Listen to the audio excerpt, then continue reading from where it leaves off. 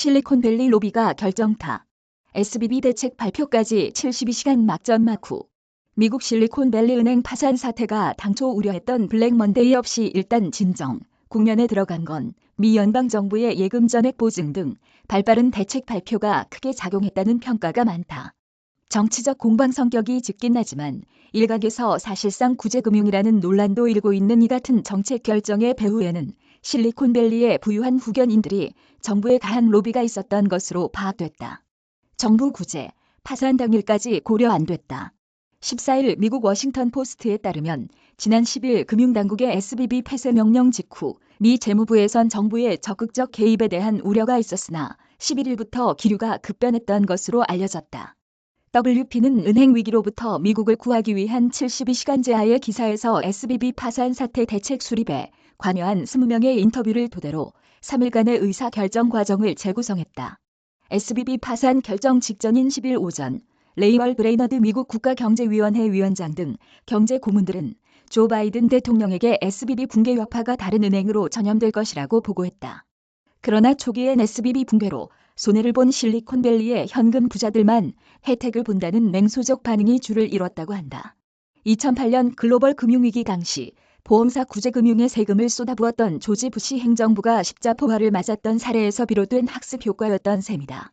하지만 SVB와는 무관한 전국의 은행들에서 현금 인출 시도가 급증하면서 상황이 달라졌다.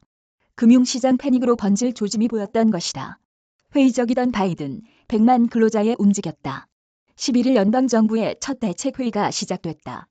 제닛 옐런 미 재무장관과 제롬 파월 미 연방준비제도 의장과 마틴 제이 그루엔버그 미 연방예금보험공사 회장 등 규제당국 인사들이 한자리에 모였다.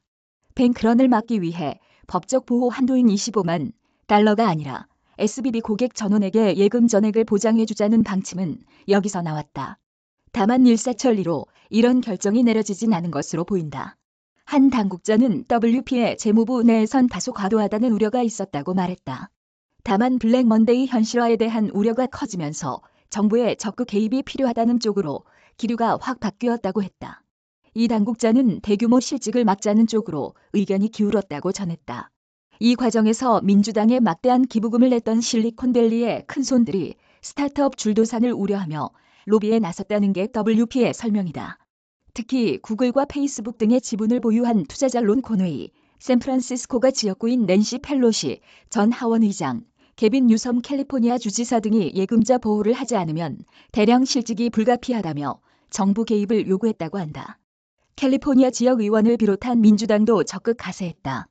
줌 미팅 등을 통해 100만 명 이상의 근로자 급여가 SVB에 보관돼 있다며 주말 내내 정부를 설득한 것으로 전해졌다. 정부 개입의 거부 반응을 보였던 바이든 대통령의 마음을 움직인 결정적 장면이었다. 미 행정부 폭풍 같은 3일 보내며 급한 불진화.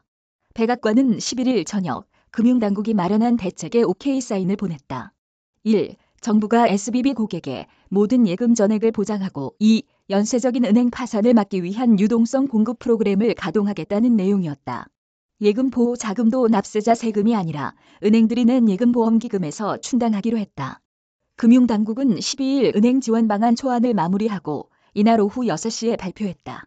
이튿날 바이든 대통령은 모든 미국인은 필요할 때 예금이 있을 것이라는 확신을 가질 것이라고 강조했다. 폭풍과도 같았던 72시간이 마무리되는 순간이었다. 이유진 기자 이메일 주소